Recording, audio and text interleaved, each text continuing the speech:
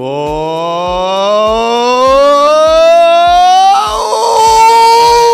Welcome to the Russ Joy Show. I'm Russ Joy. Figured that out because you're smart. It's also the name of the show, and I don't know if you know this or not, but your team, your town, your Philadelphia Eagles, they made it hard. They can't make anything easy, can they? No, they can't, but they got it done. When the chips were down, the defense showed up in a big way. And when all hope, well, not all hope seemed lost, but certainly at times where you're like, just need a little bit more. I just need a little something more. Give me one last touchdown that's going to give me a little bit of confidence in what I'm seeing. Saquon Barkley busted that thing open. Oh, and it was a beautiful sight. An absolutely beautiful sight on Sunday. Now, I don't know about the rest of you. If you developed a stomach ulcer during the game, and I tweeted about this during the game, I said, ooh, I hope the stomach ulcer that we're all developing is going to be worth it. I think that after Sunday's game, that stomach ulcer is probably worth it. Now, we're going to get into everything that happened in the game. We're going to get into whether or not people are taking this well in Philadelphia. There are some people that I've already heard of saying that Jalen Hurts had a bad game, and that's the reason why the Eagles game was close. And I saw a friend of the show, Broads, was over on WIP, like I think at the 2 to 5 a.m. window this morning, and a guy called up. He's like, Trent Dilfer. Not got enough quarterback play. We'll get into that. We'll get into why all that's a load of hoo-ha. We'll get there a little bit later on in the show, but before we do, we'll go out where we always start, which is out in the comments. Get a feel for how people are feeling over on YouTube, X, and Facebook. Just a reminder that if you are watching the show on X, you probably would be better off going over to YouTube, where there is a much more rambunctious group of human beings to engage with. But if you want to watch on X and comment on the show, you can. You have to click the video first and then go into the old Periscope mode. And then if you send a comment, I can pull it up on the screen. Without that, you're just replying into the abyss, and I can't help you. Landros2 says, big win, Jalen Carter, the game wrecker. Oh, Jalen Carter. He's a scary man. I have all kinds of stuff because Jalen Carter set the tone before the game even started, and if you missed that, don't worry, I have you covered. And Jalen Carter makes multiple massive plays in this one. Absolutely back-breaking plays for the Rams that ultimately lead your team, your town, your Philadelphia Eagles to a win, where they will now host the NFC Championship game against the Washington Commanders. I'll tell you why I have a little bit of about that matchup. I think that the Eagles are still in very good position, but there is like a little bit of historical precedent to a Philadelphia team not being able to put, well, I may as well just get to it now. No, I'll do it later.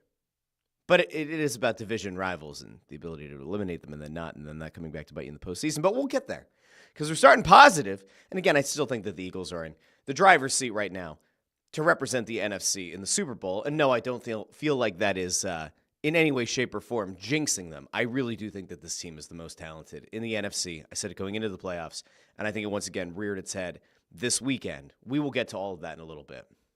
Also, by the way, the NFC North. Yeah, that really, really tough NFC North division. Yeah, how'd that go? Yeah, one and done. Woof. It's a tough look, Cotton.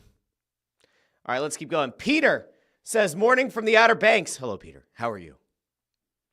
Nico over on YouTube with a Fly Eagles Fly. Sending two birds, throwing a flapping.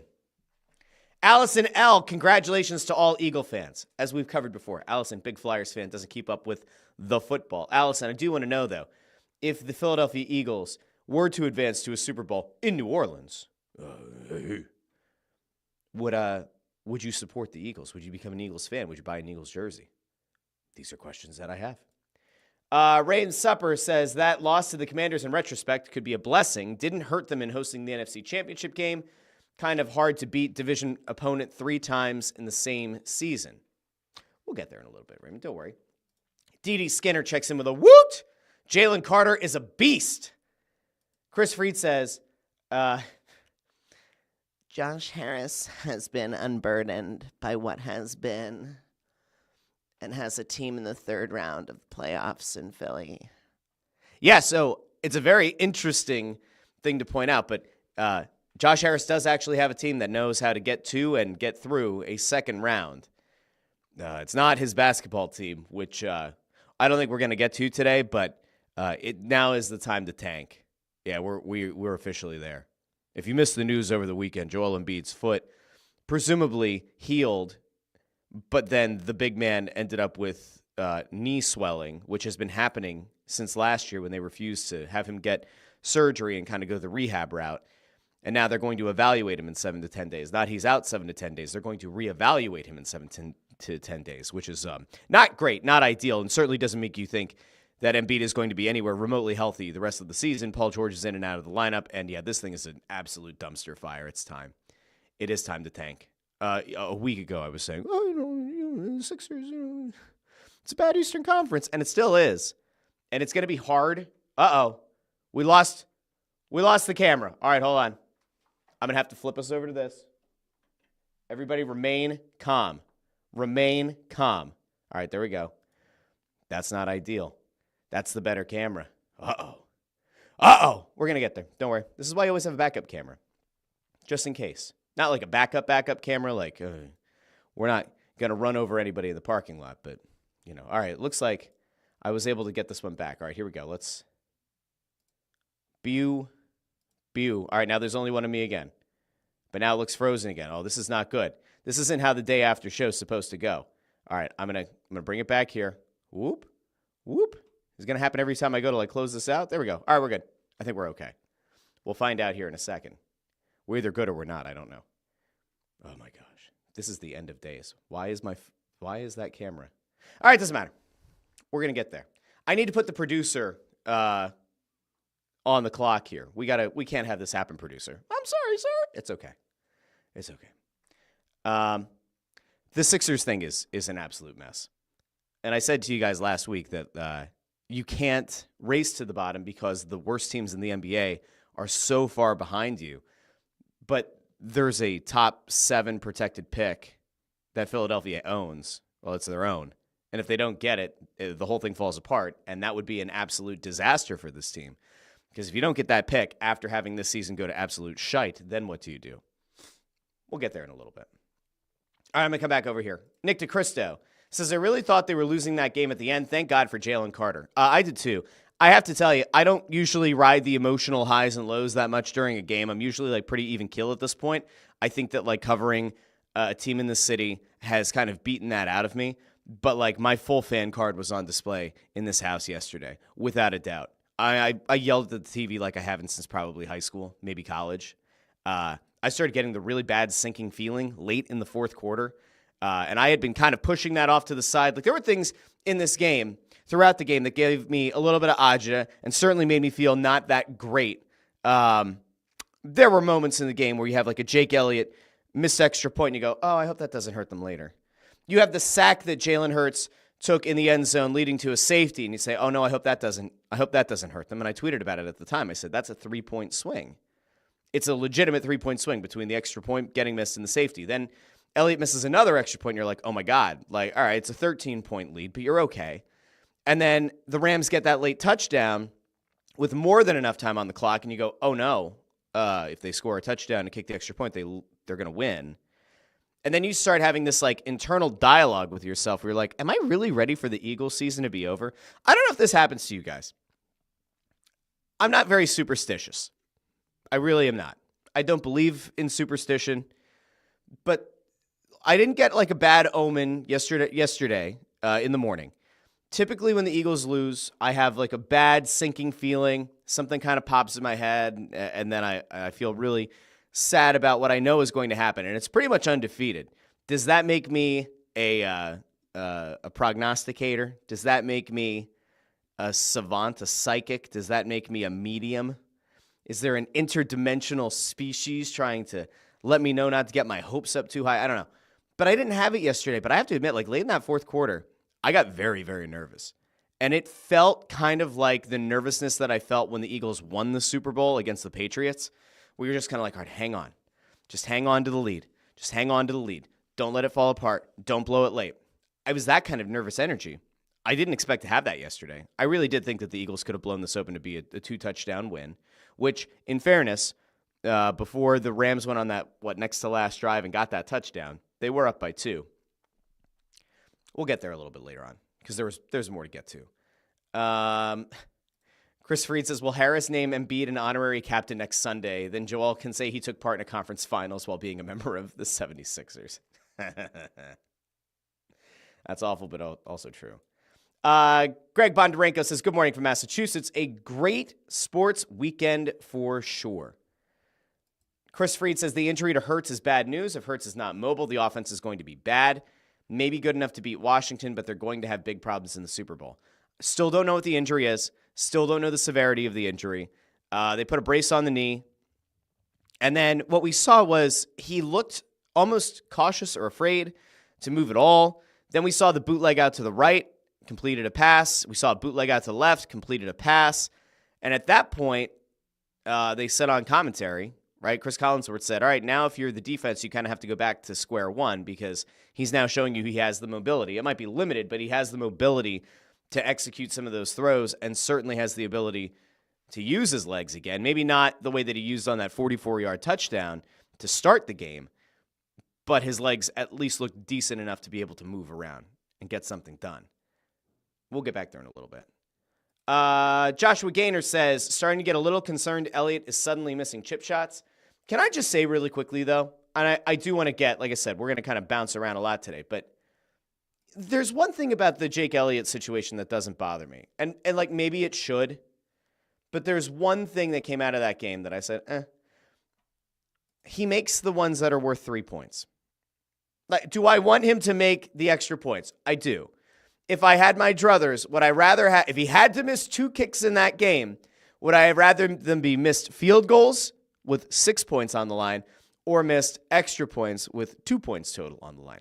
I would obviously much rather him make the field goals, miss the extra points. Now, in theory, would it be significantly better for everyone's mental health if Jake Elliott converted all kicks? Yes, it would be. It'd be swell. That did not happen on Sunday. Now, if you're an Eagles fan and you're being realistic here, the best thing that you could take away from that game is that the clutch gene that still exists within Jake Elliott, it's still very much there. He goes 3 for 3 on field goals, including one from 44 yards away. Now, if they had to throw down, if they had to dig out like they were, which was one of the wildest scenes, right, in Snowball 2.0, if they had to dig out from 60 yards and Jake Elliott had to kind of hit a knuckleball, which, I mean, in fairness, if you paid attention to how he kicked, it was very different from normal. They were lower trajectory shots. You're trying to cut through the wind. I don't know if he was going to hit a 60 for you, but he definitely got that 44 through and ultimately converts 3 field goals. Now, in fairness, I had a very big, angry rant on this show against Washington when I said Kenny Pickett really blew it with good field position a few times and should have been able to get you into the end zone, and instead he settled for 3, and then eventually you go on to lose that game. There were moments in this game where I was like, man, you're giving kind of like a shorter field. You've got to be able to get a touchdown on this, and it didn't happen. At least once following a turnover that was forced by the defense where you're given a shorter field, and in theory, like for momentum and in theory for putting your foot on the throat of the opposition, you want to get into the end zone, and this team didn't do that. That's where I started to get the nervy kind of feeling. Like when you're settling for field goals instead of going for the kill, that to me is a problem. There was also the decision in the game to go for the shorter kind of chip shot field goal instead of going for it on, 4th and 5 or 4th and goal from the 5. And I was like, no, like, what are we doing?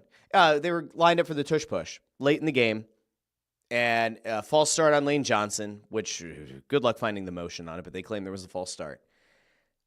And then they get backed up 5 yards, and instead of going for it, they kick the field goal. And to me, I was like, that felt like a loser move. That kind of felt like the move that everybody's going to come back to, the decision that everybody was going to come back to with Nick Sirianni after this game, and say that's where the Eagles lost it because they took that field goal instead of trusting their quarterback and trusting the best running back in the league and trusting one of the best wide receiver duos in the NFL and trusting one of the more reliable options at tight end. and the best offensive line in football, if you can't trust that crew from the 5-yard line in a critical situation, oh, and by the way, the defense had been absolutely dynamic and dangerous all day, delivering big play after big play. If you couldn't rely on your team there and you chose to kick a field goal, do you deserve to win that game?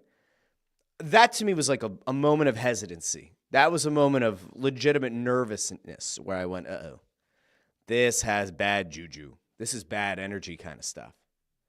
But it ended up working out. Let's go over here to Nico, who said defense and special teams stepped up. They sure did. Good to see special teams also kind of coming around and having a solid contribution. You get a few big returns. And like ultimately, you go back to a week ago where they forced the fumble on the opening kickoff against the Packers. If the special teams crew is able to give you any kind of an additional boost, an additional lift, give you shorter fields, is able to pin the opposition back, which happened a few times, great punting. Nobody gets hot and heavy for the punting. But sometimes the punting is what ultimately wins you a championship or gets you in position to win a championship. Pinning the opposition deep in their own end. It was a big day. It was a big day for all facets of the game. Let's see. Nick DeCristo says, I don't listen to sports talk radio anymore, but good Lord, you think we were eliminated yesterday? Well, that's why I'm not going to listen to most of it today. Like I mentioned, I was listening to Broads' show from early this morning. And the guy who called in, like, just complaining that Jalen Hurts has played 8 bad quarters and he's Trent Dilfer, but he maybe is worse than Trent Dilfer. It's so dumb. And I brought this comp up last week that, like, people, and like Jamie's kind of talking about here, I lived through Dilfer. Jamie's also a Ravens fan. So there's no comparison with Jalen. Good God.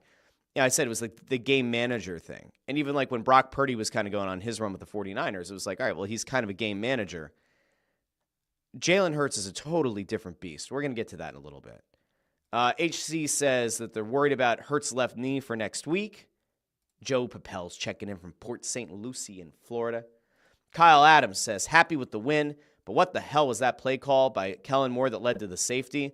Yeah, so I mean, we could go back to that play. Everybody probably has it burned into their own brain, but you're seeing a quarterback who I think that was after the knee injury, right? After he got hip drop tackled and they didn't say anything about it and they didn't penalize it because they don't penalize it in this league, even though they said they were going to outlaw it and have significant consequences for those who do it. Okay.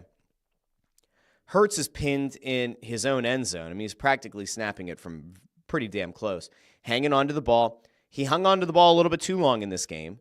If you have one point of critique or criticism, it could be that. We have not seen, or I have not at least seen, the All-22 film yet.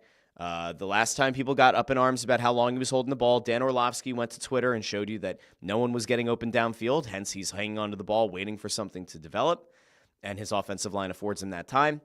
I don't know why they didn't just hand it to Saquon Barkley to kind of pound it out of the with the end zone at their back, but it was a brutal result. Now, could Jalen Hurts have gotten outside the pocket and thrown it out of bounds?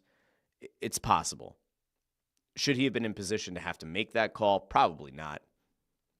So it's a fair critique. MJS says Jalen is a freaking beast. I believe MJS means Carter. This defense knows how to hit too. Love it. And then also noting that Quinyon Mitchell is supposed to be okay as well. Yeah, that was the one scary thing. Like, you can't have back-to-back weeks where you lose Nakobe Dean and then lose Quinyon Mitchell. They lost Quinyon relatively early in this game to a shoulder injury. He was questionable. He didn't return to the game. Post-game, he went out of his way and kind of reassured, and I forget which reporter it was. No, it was Olivia. It was Olivia from the Philadelphia Inquirer, former Flyers beat writer, now covering the Eagles. She had the quote from Quinyon that he said there's no real fear about long-term issues with the injury and that he fully expects to be back and ready for next week. So that was very good news. Quinyon Mitchell, obviously a massive part of this defense. Here's one positive that you can really take away, though, right? We've talked about this all season. Cooper DeJean and Quinyon Mitchell have played the entire season as if they're 5-year vets, 6th-year vets. They don't play like rookies. They have far exceeded any expectation you could have ever had for a defensive back in his rookie season. And yet, their standout play has then allowed for you to have a little bit more depth where you might not have expected it.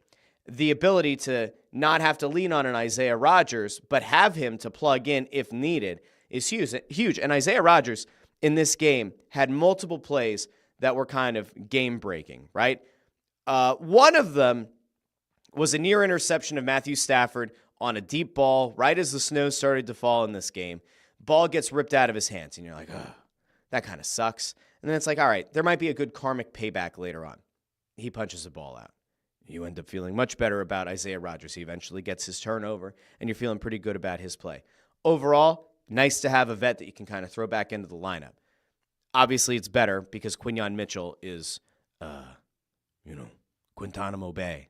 You want to have him in the lineup to take on the Commanders next week, and it does sound like he's going to be back. So that's a very good development. Landros, too, says, Hurts wasn't great, but who freaking cares? It's game to game, and it's about the dubs. Let's keep the main thing the main thing. I'm going to get there. I'm going to get back there in a little bit. He's totally right. Linda Joseph says, I'm not a Hurts fan, but comparing him to Dilfer is dumb. I agree. MJS says, Hurts wasn't great, but he did run for 70 and a touchdown. Hard to say how many sacks he ate to prevent a pick. I'd rather a sack than throw it up. That ultimately is the difference. Again, we're going to get there in a second. I want to fly through as many of these as we can, and then I'm going to give you why Hurts was totally fine. And anybody who's poo-pooing the effort from yesterday is absolutely off base. I mean, I can get there. We'll go here for a couple more, and then I'm just going to lay this out for you. There's a very simple case to make for why what Jalen Hurts did on Sunday is ultimately what you want your quarterback to do. But just give me a second here. HC thinks that we need Hurts' legs to be good next week, and Elliott's too. Landry says, you know what Hurts doesn't do? He doesn't turn the ball over. Dersh checks in, says, happy for the win, still very concerned about some of the play calling in Elliott. SB Jump says we're an A.J. Brown drop and Lane Johnson false start away from saying Hurts played great. Yeah, if you remember, and then A.J. Brown was quoted after the game saying, like, look, I don't want to make the elements into the reason for it, but there was the play. Hurts throws a dart to A.J. Brown, getting close to the end zone. He kind of falls back, sort of bobbles it, and when he lands, he's still trying to possess it and lands on the sideline. And it's a play that, under normal circumstances, he makes. He probably makes 14 out of 15 times. He just didn't make it on that one. The Lane Johnson false start on the tush push, not ideal. Would that have given the Eagles a little bit more breathing room and made this game feel a whole lot less nervy down the stretch? It would have. And again, that's what's set up. The Eagles going for the field goal instead of going for a touchdown on like a 4th and 5 or 4th and goal from the 5. Let's see. Ford, bringing the negativity this morning, says Hurts sucks, held the ball way too long, malpractice by Kellen Moore calling a pass play on 2nd down towards the end of the game, and Jalen had to take the sack, hand the ball to Barkley. I think a lot of us can agree that giving the ball to Barkley, especially when your back is at the end zone, probably would have been the safer play there. I think their idea was, let's see if we could pick up a nice chunk yardage play here and see if maybe we can force a longer sustained drive, whittle down the clock, and then not give the Rams multiple possessions where they could get themselves back into the game. I think that's what that was. I just don't know how to feel about it. Durst says the 2nd down bootleg on the Eagles' drive last night nearly cost Sirianni his job. It wasn't going to cost him his job. I just don't think there's any chance that he gets fired after this season. I don't. I mean, their rebound has been nothing short of brilliant. I don't see it. Ford says, imagine for a moment, Washington versus Kansas City in the Super Bowl.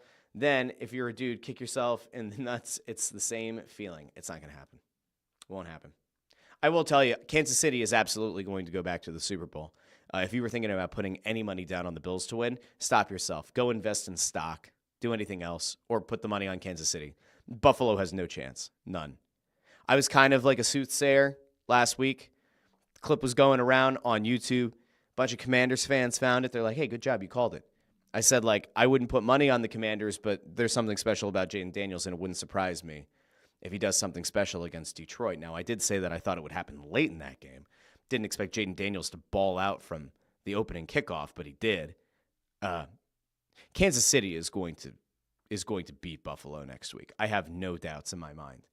They're going to have the chance to win the unprecedented 3rd straight Super Bowl. And your Eagles are probably the best chance that anyone has of stopping them. Baltimore would have been a really tough matchup for Kansas City. Lamar Jackson did not blow the game for the Ravens last night. Mark Andrews did. Mark Andrews had the fumble at midfield. That was a drive that they could have probably gone down and gotten another 6. Mark Andrews drops an absolute gimme 2-point conversion late in that game. Almost looked a little bit like the A.J. Brown play, that kind of falling towards the front corner of the end zone, kind of bobbling the ball. Yeah, that was bad.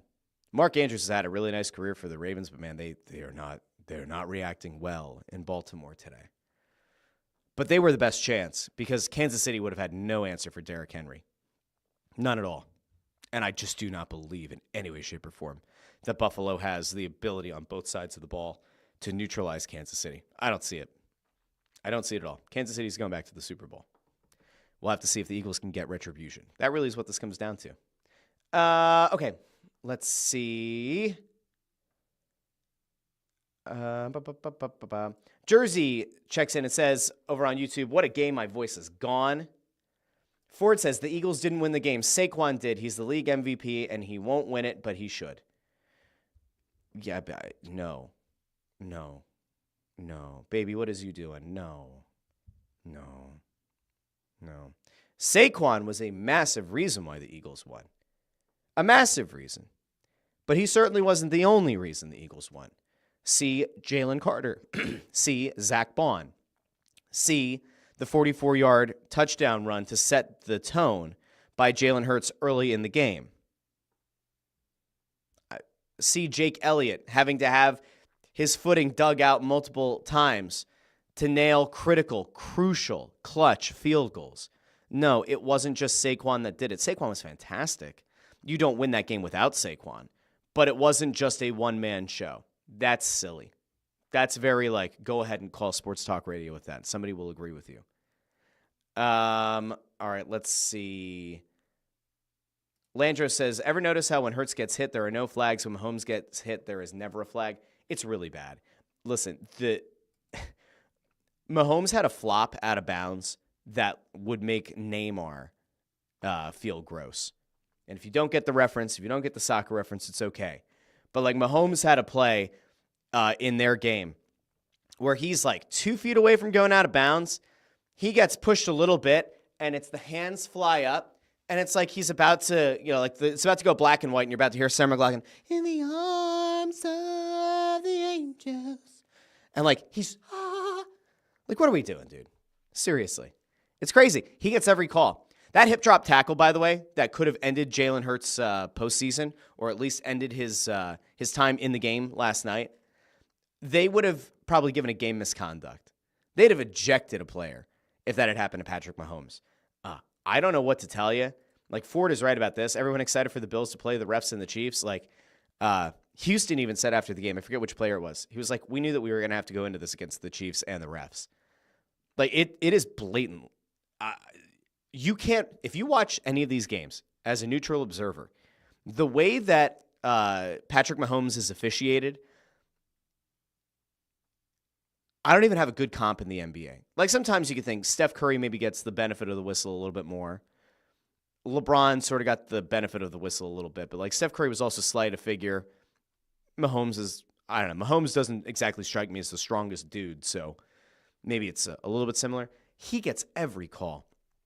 I mean, there are times, there was a time in that game as well, you watch Jalen Hurts give himself up and still get hit while he's going down, while he's sliding.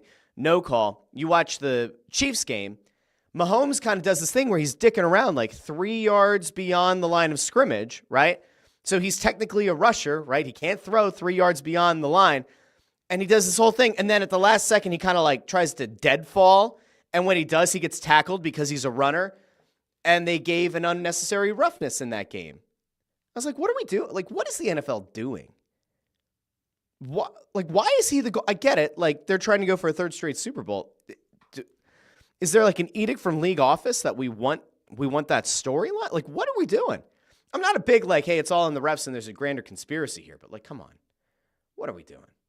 What are we doing? Jersey checks in again and says, if it didn't snow, I don't think we win. I'm not so sure about that. There was a part of me that thought the snow actually hurt the Eagles, but it doesn't really matter, does it? Nico says, Braden Mann had a fantastic game. He did. That is true. Greg Bondarenko says Barkley's stats in his 2 games against the Ravens this season is insane. Yeah, it's over 200 yards rushing in both. It's crazy. Absolutely crazy. Jamie over here says, I have to say I'm enjoying the Bucky's beaver nodding his head as Russ continues to make points. Thanks, pal. This is why I love my Bucky. All right, I'm going to get to a couple of the things that actually make me feel better coming out of that game. Okay? Because I think that's what ultimately we need to look at some positive. What is this? Oh, no. Okay, well, this is interesting. Charlton Harley over on YouTube. I don't remember this name before, but Charlton, thank you for checking in. Says Washington right guard Cosmi down, torn ACL done for the season. Oh, no. I don't like seeing anybody get hurt in the playoffs. I know that there's like a certain amount of fandom that like you take any injury that you can, and you take any competitive advantage you can. I don't like seeing guys get hurt at this point in the postseason. I really don't. Does that give Jalen Carter an absolute just ability to eat? Yeah, it does. It does. That was what confirmed, I guess, last night. He posted over onto Instagram. Here, I can actually bring it up here. Let's throw this on the screen. I feel bad for this guy. I mean, you work your ass off the entire season. You get your team to within 1 win of the Super Bowl, and now your season's over. Here he was over on Instagram saying, "Knocked down but never knocked out. What a dream the season has been for me. To see the DMV full of pride after years of waiting has brought me so much joy. Getting to play alongside my brothers every day, fighting for something bigger than myself is something I'm incredibly grateful for. I'm heartbroken my season got cut short, but I know our journey isn't done yet. Go win it all, boys. Commanders Nation, I'll see you next season. Trials to testimonies. Hashtag HTTC." I feel bad for that guy. I do. Now, all of you might not feel bad for him, but I do. I genuinely do feel bad for the guy. But Jalen Carter is going to have an absolute... If Jalen Carter wasn't going to have a huge game already, there it is, folks. Jalen Carter might end up with 3 sacks in the game. Jaden Daniels is a fantastic quarterback. He is having an incredible rookie year. I read a whole thing about how he did VR training later in college and had that as a qualifier as part of his development going into the NFL, that he required any team that would draft him to give him VR training. So he's like mentally ready for anything that he's going to see and for where the placement of the play clock's. Like, it was a crazy thing. It was an absolutely wild story. Jaden Daniels is going to evade a lot. But if right up the middle, you're going to be short-staffed or you're not bringing your best, yeah, Jalen Carter's going to have a massive game. Absolutely massive. Let's see. We'll keep going. My sister checks in on Facebook and asks if I'm going to part my hair the same way as the Funko Pop. I don't know. I might not. I don't know. We can't both be exactly the same. He's got to be like my evil twin. Okay. I'm going to tell you why I think things are good. Okay? I will tell you exactly why I think the Eagles are actually in much better shape than some people are giving them credit for. And then I want to get into a few of the other things that happened around this game.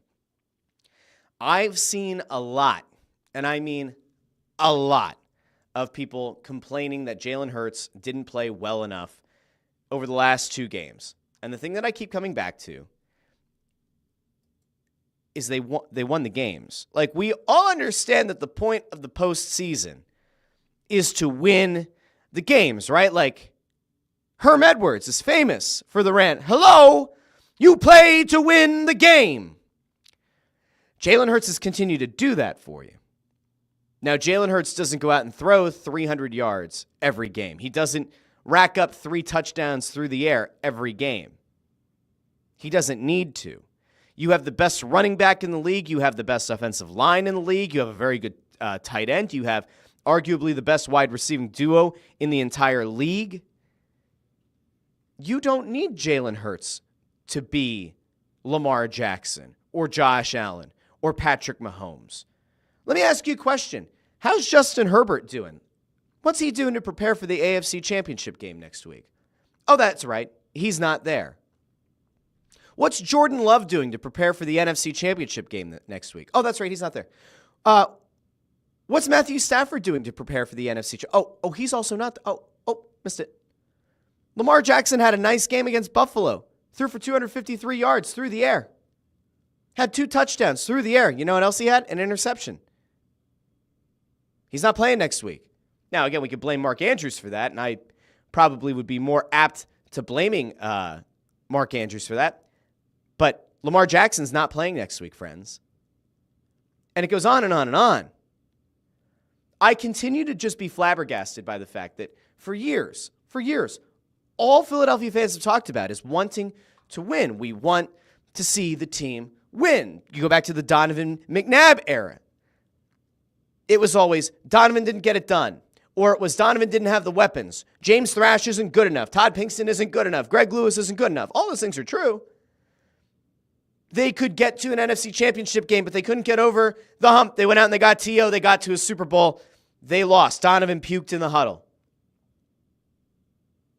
Carson Wentz had great talent, had this team on an absolute run, blows out his knee against the Rams.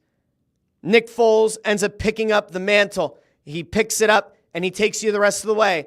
And you ultimately win your first Super Bowl, and you're feeling great about it. And then the next year, it's like, all right, I guess we have to go back to Carson Wentz. And then it doesn't matter. Why does Carson Wentz's career fall apart? Well, due in large part to the fact, and I always talked about this over on Crossing Broadcast, and this goes back years, and this goes back to like the 610 ESPN days. But I used to say, just because you can doesn't mean you should. Just because you have the physical ability to fit a ball into a tight window in triple coverage, which I thought Carson Wentz was capable of, and he was, that doesn't mean that you should throw that. Because what you're physically capable of doing versus mentally knowing what you should attempt at any given time in a game is where Carson Wentz had a massive disconnect. And it's why he's now a backup.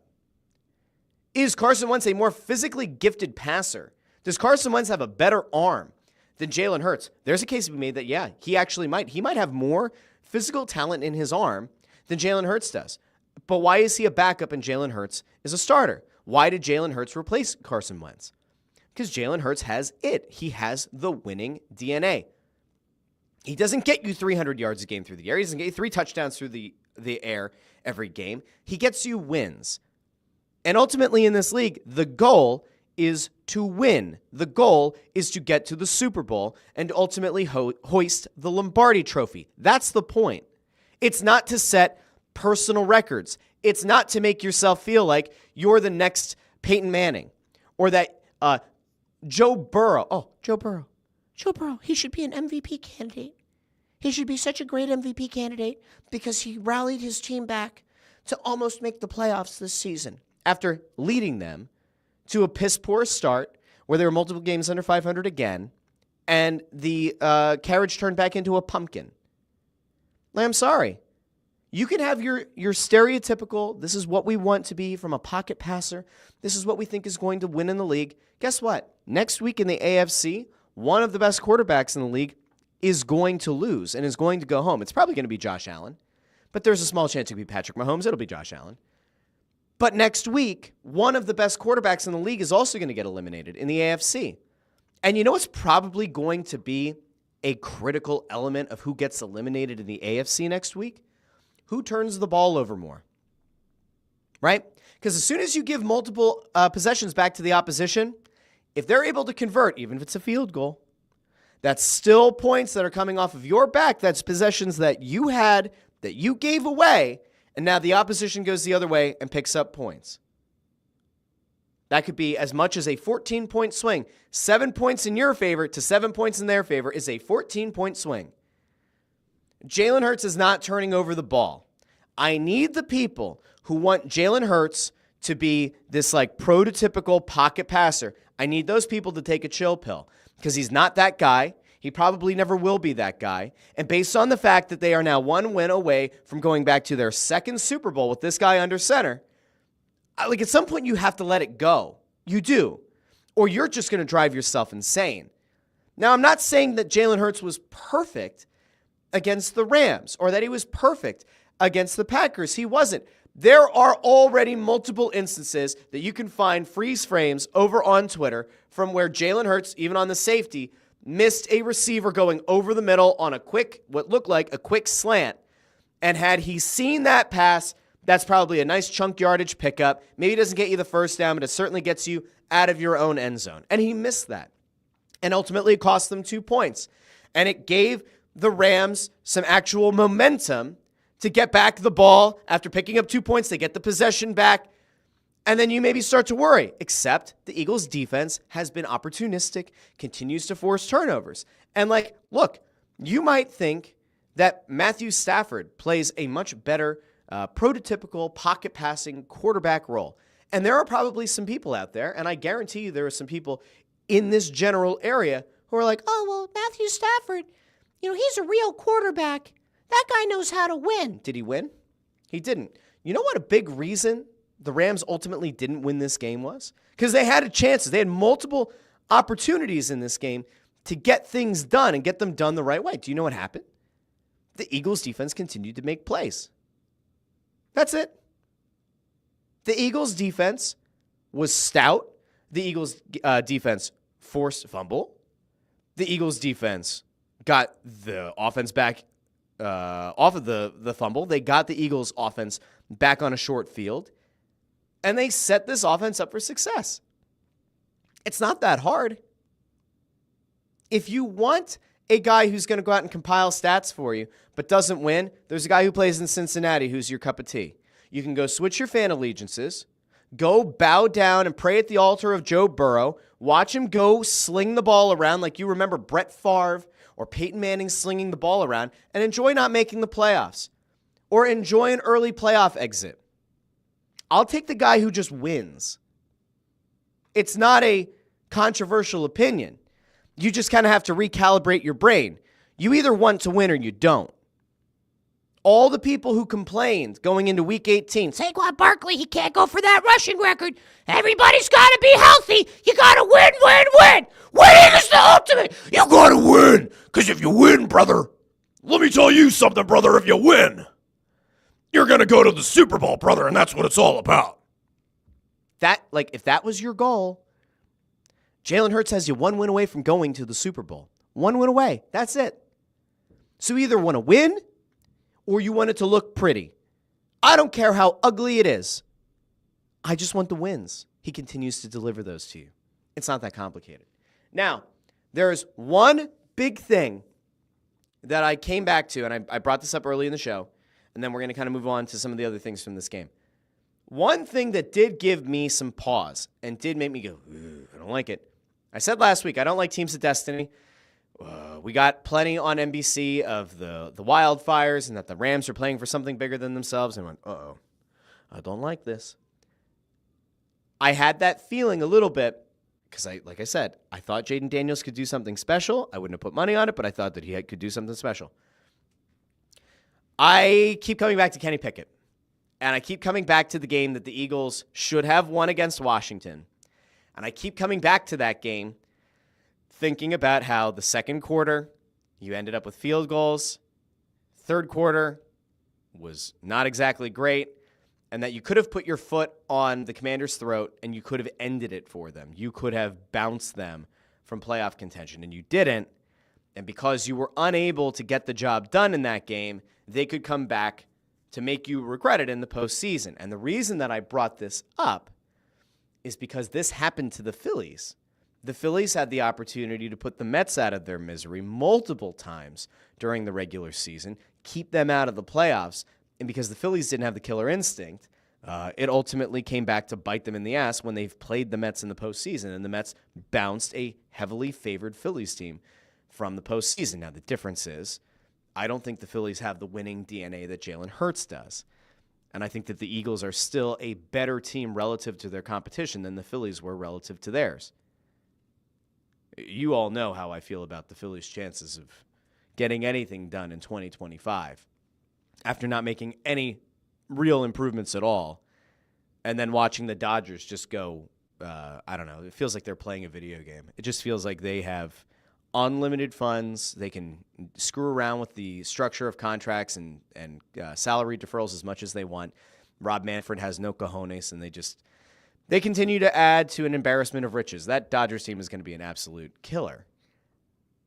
This Eagles team has the ability to get the job done.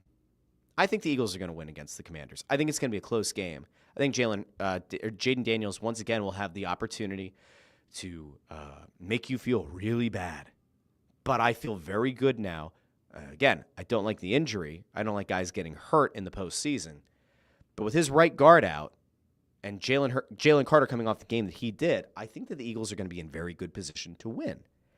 And then have that rematch against the Chiefs and try to get some retribution against Andy Reid and Patrick Mahomes.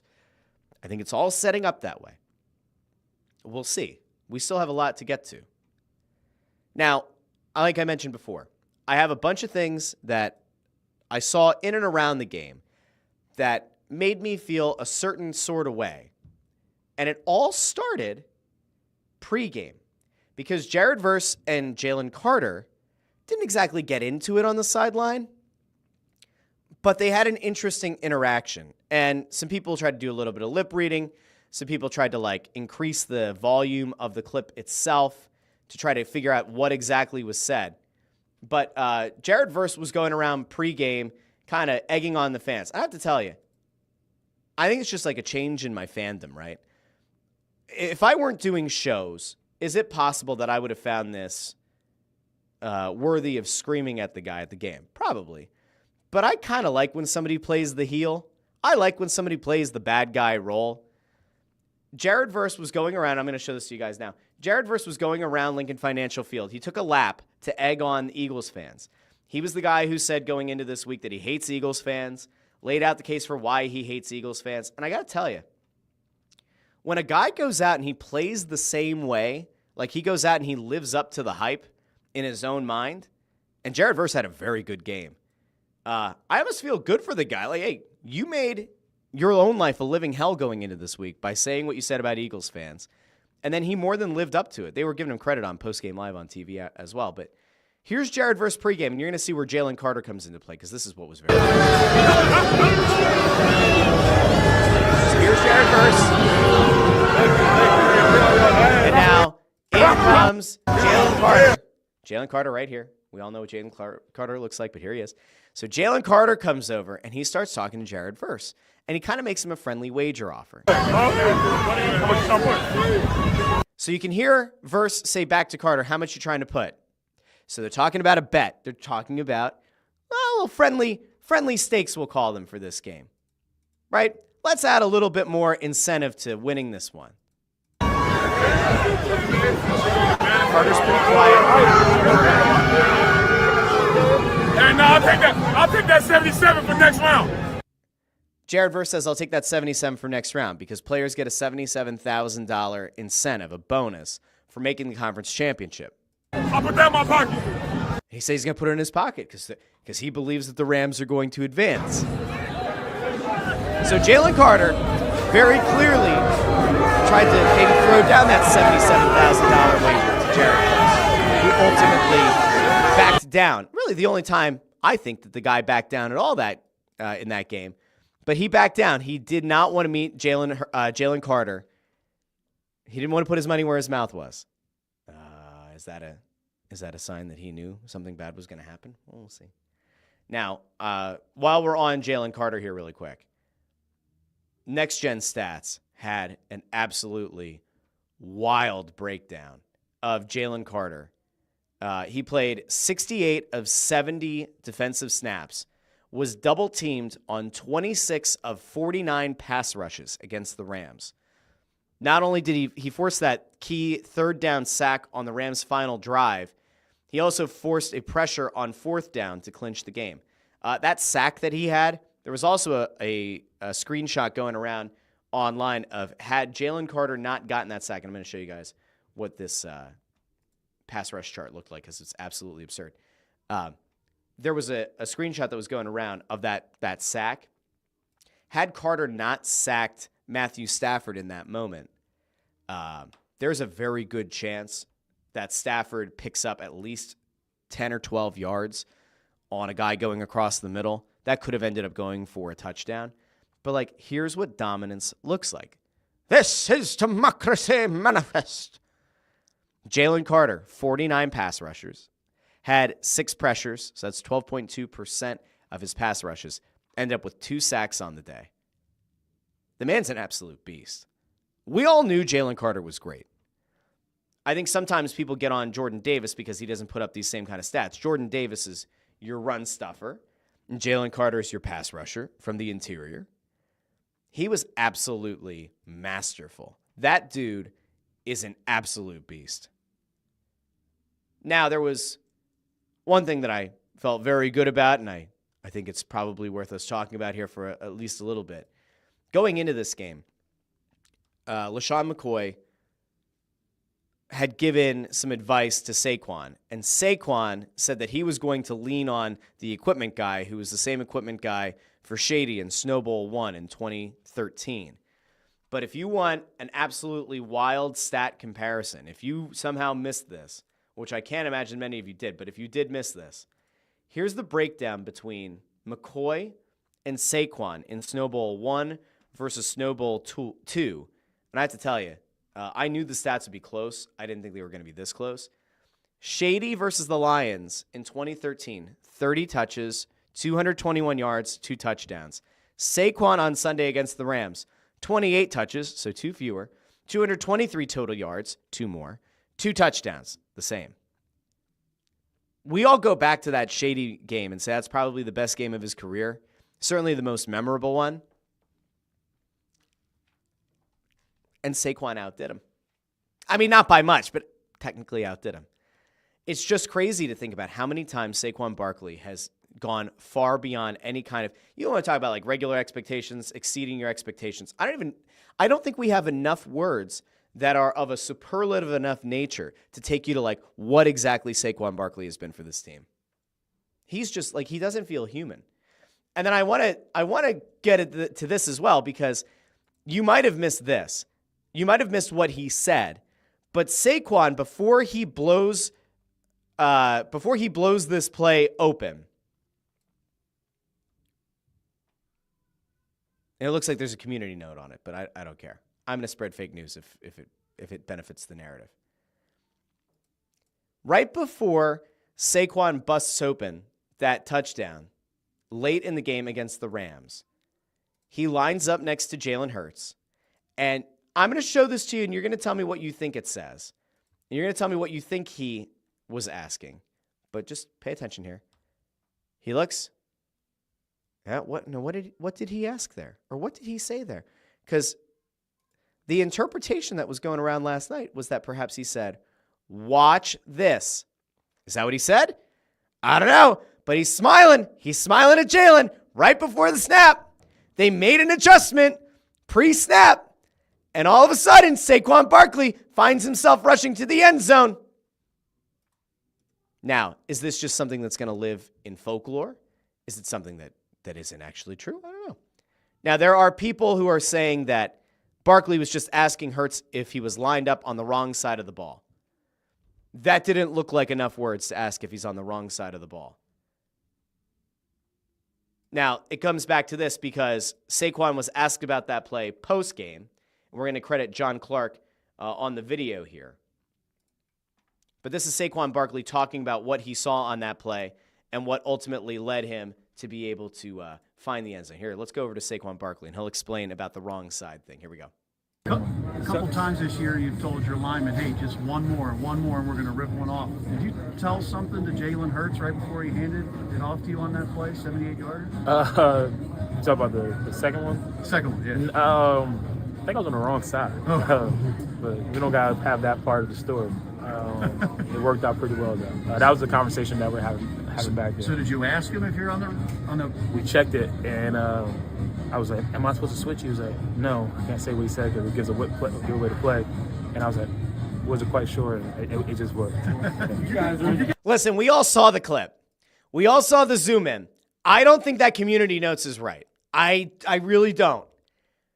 It sure as shit looked like he either said, watch this or I got this.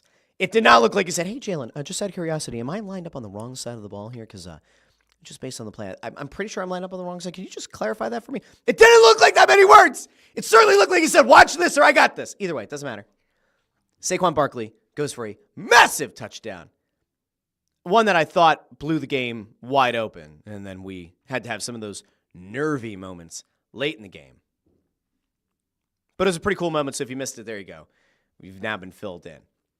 Now I'm going to go back to one other thing about Saquon because I always love to go back and check in on takes that media had going into the season, takes that media had during the season, takes that media will have leading up to the game, because obviously we know on Wednesday and on Friday shows, I will try to aggregate some of the either the best or the dumbest takes that are going out there in the national media punditry and some local.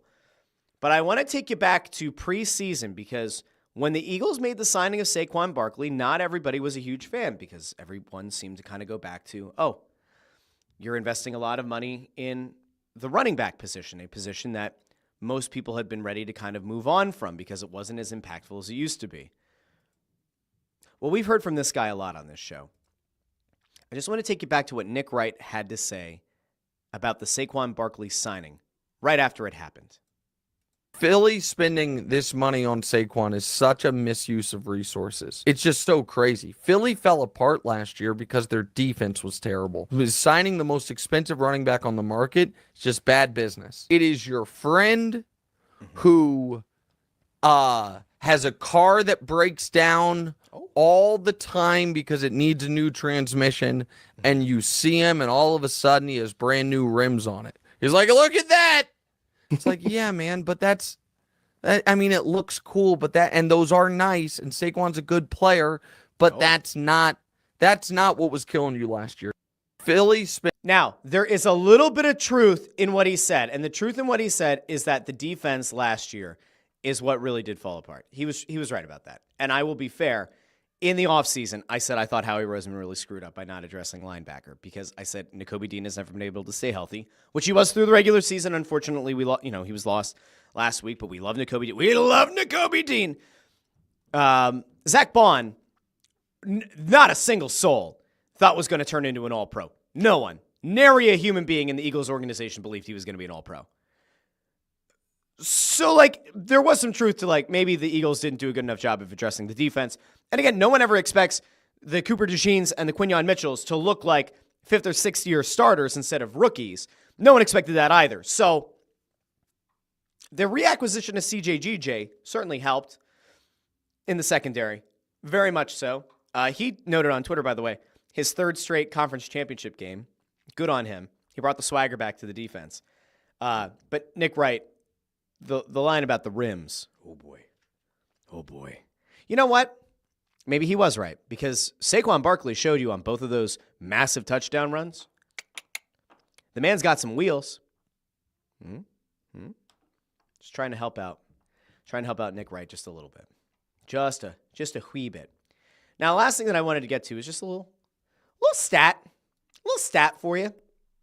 If you're still feeling kind of down on Jalen Hurts, for whatever reason, if you're still feeling down. Jalen Hurts in his last 5 playoff games, 71.3 completion percentage, 1,162 yards passing, 10 touchdowns, 0 interceptions, 102.3 passer rating. Now, just correct me if I'm wrong. I'm pretty sure that's good. I'm pretty sure that those numbers, I think those are good. I think that if you're an Eagles fan, the biggest standout there is the 10 touchdowns, 0 interceptions. 71.3% completion percentage. Not bad. Not bad for a guy who's only capable of running, or at least some people say. I feel very good coming out of this game against the Rams. That's probably the most nervy you're going to feel until the Super Bowl. And again, I think Washington's going to have a really nice performance. I fully expect that Washington's going to make this game tough. You never like to run into a division rival in the playoffs because they tend to know the intricacies of what you do and the nuances of what you do better than anyone. But this injury at right guard for the Commanders and knowing what Jalen Carter is able to do, I think is going to be the ultimate X factor. I fully expect Jalen Carter to have a massive game on Sunday. Absolutely massive. By the way, 3 o'clock start again this Sunday. I'm liking the 3 o'clock start. I got to go out back yesterday. I got to smoke some wings. I got to smoke some pork tenderloin. I got to do some meal prepping because gotten into the whole, prep the meals, pop them in the freezer. When you're somebody like me who doesn't take a lunch break and just keeps going, you have to remember to take care of yourself and defrost one of your wonderfully made from scratch meals. So I got to do that yesterday. because of the 3 o'clock start. I was very happy. And then the next game starting at 6:30. That was pretty nice as well. I got to go to bed at a somewhat reasonable hour. I'm going to say, NFL, you did the playoffs well. You did a good job. All right, I'm going to check over at the comments here one more time before we roll out. And I did see Ford said Saquon is the league MVP. I think the unfortunate thing is because they didn't let him go for the rushing record, that's what cost him. But if you were to take the playoffs into consideration, by the time it's all said and done, he could prove to be the most valuable player in the entire league. If you do regular season plus postseason. They obviously don't, but it would be interesting. Let me see. I'm going to kind of go around here really quick. Jamie says there's a reason he's known more. He's more well known as Nick Wrong than Nick Wright. That's a pretty good line, Jamie. Pretty good. Pretty good. D.D. Skinner said, last quarter, I kept having to remind my ulcer, we have the best defense in the league. It's going to be okay. The thing that made me a little bit nervous is kind of like what happened against, I think it was against Washington, right? Where the defense ended up on the field a lot in the fourth quarter, and they probably ended up getting worn down a little bit. And that was like, remember, like a lot of people after the Washington loss kept blaming the defense because they're like, well, they collapsed down the stretch. And I said, well, if your backup quarterback had been able to get you into the end zone at least once in the first half, the game's probably out of reach, and it allowed Washington to stick around. I had a similar sort of feeling, Dede. I was worried late in that game that the defense was out there too much, that they were going to get gassed, and it was going to be too much for them to do. And then Jalen Carter blew through the line, got a sack, and then forced had a pressure on that fourth down play where Stafford sails the ball out of bounds, and the game is over. Jersey says, Jalen is still my quarterback, go Birds. AJ gets in here right before we're heading out. Says, just getting in, hope everyone enjoyed their snow yesterday. Love the snow. Love the snow. HC did not smoke some wings, but he did smoke something else that starts with a W. I said smoke wings, Chris. Smoking wings. Jersey says, any good meal prep recipes you recommend? Just starting to get into it. There is an account on Instagram. It's called Stealth Health Life. Stealth_health_life. By far, my favorite meal prepping channel. The guy has a slow cooker recipe series. He's got like these like a burrito series. The recipes are great. They're easy to make. Now I'm much better than like decent in the kitchen, but this stuff is fantastic. I highly recommend it. Go look for that account. Fantastic. Would highly. I think he's got like 3.5 million followers on Instagram. Just released a cookbook. This is my shameless plug for the guy. He doesn't need my help here, but here we are. All right, I'm gonna head out. Eagles win. I'm sure that there are going to be people who are going to light themselves on fire between now and Wednesday's show about how upset they are that Jalen Hurts didn't throw for 300 yards. But here on the Russ Joy Show, we just want to see the wins. That's what ultimately matters to us. That's what should matter to you. I will talk to all of you on Wednesday and on Friday on this channel at 8:30 a.m. for the Russ Joy Show. Snow the Goalie will have a new episode on Tuesday as we now work on this brand new committed schedule. Every Tuesday, there will be an episode of Snow the Goalie on the Snow the Goalie YouTube channel. Oh, and by the way, if you're a pro wrestling fan, it's just wrestling every Thursday at 8:30 a.m.